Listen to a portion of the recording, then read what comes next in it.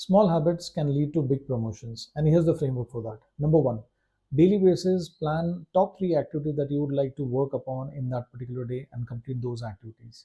Number two, on a weekly basis, try and learn at least one new skill, one new concept that you feel is relevant to your job.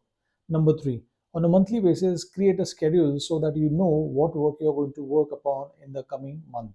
Number four, without fail, drop an email to your manager, your boss, superior on a quarterly basis, listing down all the activities that you have worked upon in that 3 months time duration. So this way, what happens is you have the data about your performance as well as your boss has the data. So this way, when you continue working on a quarterly basis, by the time you have the appraisal time period, everybody is in sync in terms of how much you have worked upon, and there won't be any surprises during the appraisal time period. So by doing this activity, one thing would be really sure that your boss will think you're way too serious about your promotion and eventually things might work in your favor.